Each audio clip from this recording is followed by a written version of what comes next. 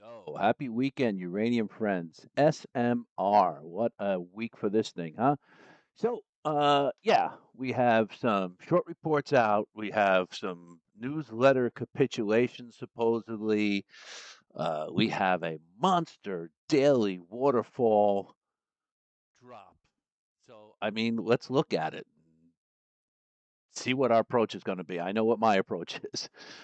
So, look, here's let's just go back to this here. All right. So this thing got a great technical bounce, and this channel's been here forever, right? So, and these parallel channels, whatever. I mean, they do what they do, right? So these midlines of these channels often become support and resistance areas on the way up, way down, or whatever.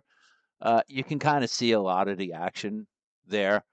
And as we come back over to here, you can just see that, again, to the midline of this channel, and then it just got walloped. Okay, so what's going on this chart from pure technical analysis, right? So it got a huge high volume reversal here, which looked great, and a lot of traders and technical analysts and whatnot, yeah, they got picked on this too because this would say, hey, yeah, the bottom is, there's a good chance that the bottom is in with this kind of reversal.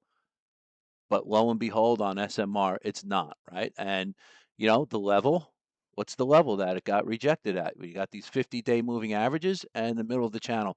So, you can sit there and say, oh, technical analysis, blah, blah, blah, doesn't work. There's levels. We can work off of levels and just leave it at that. I mean, it's just that simple. So, you know, um, this got everybody with this short report and some newsletter capitulation. So here we are. Here's where we stand. What's the move going forward? So personally, I've never really had a position in SMR. I have traded in and out of it before. I just never liked the trading action on it, so I just left it at that. I never took any sort of substantial position in this thing. It was just a trader for me. And, quite frankly, I got pinned on this too, right? So I saw this high volume reversal and I took, small position here. But I got stopped out, because my levels hit where it was going to be, too much of a loss for me. And I got stopped out. And I got stopped out before the short report even came out. So thank God for that. Thank God that technical analysis and my levels kind of saved me. But that's what it is. So we look at this daily. It's a waterfall drop. Uh, Oftentimes, these waterfall drops will indeed yield some sort of technical bounce. When and where that occurs, I don't know. But if I'm going to look at a technical bounce, I mean, my first level where I think it might stall is going to be right here, which is, let's just say it's 430 area, right? So you got a little bit of a volume. So just remember something. Anybody that bought in here and is still holding is underwater and bigly, right? So what are they going to do? Any sort of relief bounce that occurs here is going to be met with selling. It's just that simple. So, it could still, you might see something to the effect of, a little bit of a bounce here and some rejections in these areas, and then maybe it continues down. Okay. So I don't know. The truth is, I really don't know. I have no idea what it's going to do. I can only talk about my experiences with stuff like this that I've had many, many times. It should at some point get a technical bounce. But look how oversold it got here before it even got its bounce. We're nowhere near there. Um, so, historical RSI, which isn't much on this name, but look, it gets pretty oversold. So it can get down to much further levels. Like this is not anything special right now where the oversold is. Okay, so it does have some RSI divergence. Take it as you will with that. That's the deal.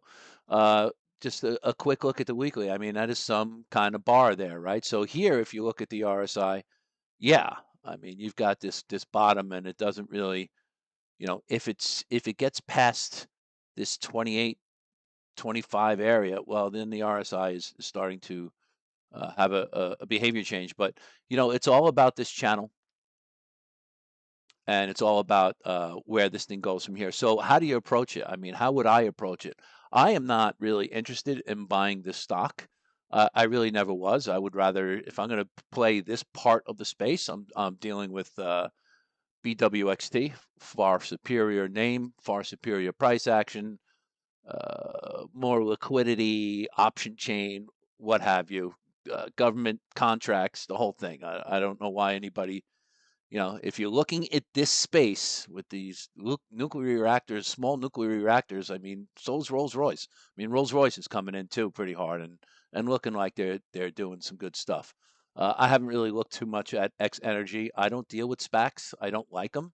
This is a reason, right? We also saw insider selling. So, it's usually how this goes. I'm not going to say that it is or not, but this was a news pump, and maybe this was the news pump so some insiders could sell, and so these short report guys can kind of load up their shorts to drop their reports. The thing I will say about most short reports is once they come out public with them, they usually they're going to start covering.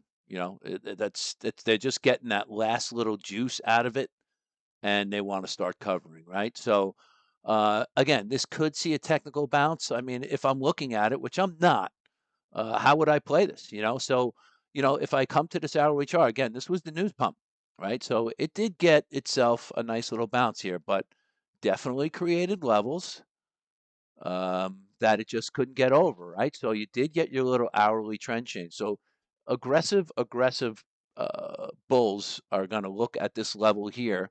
Once they get this hourly trend change, they're going to either look at this level or they'll look here, right? So again, if you took this news pump, which I did, um, and I used the low this day here as my stop, I got hit. My stop got hit, and that was it. I didn't get decimated because I managed my risk through position size and through levels, established levels. So anyone can do that here. If you're super aggressive, you're going to be looking for this type of look here. This is a good look for a technical analysis and analyst, right? So you get an hourly bull flag on a news pump with high volume. You get a little bit of consolidation. You get a new level to work off of. Boom, you can work off of that. The same thing can happen here on the hourly, and you can transfer that type of um, philosophy as far as using technicals are concerned. You can transfer that off to the daily. I would probably contend that I wouldn't do something like that until I saw a weekly trend change. So now, if you look at this, and by the way, a weekly trend change would be a change in behavior because every bounce never resulted in any sort of trend change. It never made a higher high, a higher low, and a higher high, right? It constantly rejected, never made a weekly trend change since, well, since summer of last year, really, right? So here's your low, here's your high, here's your higher low, and here's your higher high. So this is the last time you had a weekly trend change, and this was probably, I think it was a SPAC still at this time. So who knows? Regardless of that, there was never a change in the weekly trend here. So there you go. I mean, if I'm going to look at this and say, all right, I do want to get an SMR at some point, which I don't, but if I did, regardless of the fundamentals and regardless of what newsletters say, and regardless of all of the noise out there, wait for a weekly trend change. That's what I would do. So that's going to be a lot of work. And what does a weekly trend change look like? Well, it's going to be something to this effect. I can tell you, here's probably what's going to happen with this stock at this point. Once you get a period of volatility, it's going to go through a period of an equilibrium, hopefully form a base, hopefully make a higher low and a higher high to start making its way out. So there could be a lot of time before that happens. A lot of time. We could be looking at maybe summer of next year. Who knows, right? I am waiting for a weekly trend change. That will be my play. If I'm stuck in this right now, I'm trying to wait for some sort of bounce, some sort of sign to get out, right? So there might be some, uh, it's starting to round off a little bit here. All the fear is gone, all the newsletter capitulations and the short report guys are going to start covering. At some point, there will be an oversold bounce, right? Uh, all the historical RSI levels on this hourly have been breached. It's the lowest level that it's seen. Let's just see. Let's go back as far as we can here. Yeah, it's the lowest level it's seen. So, um, makes sense to me that there would be a bounce here. I probably will not be participating in it. I don't need to waste my time with that. Um, there's much better stuff out there. This never was anything very interesting to me.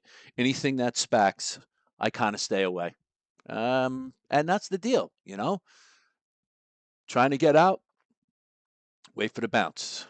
Trying to get in, I'm waiting for a weekly trend change. Over and out.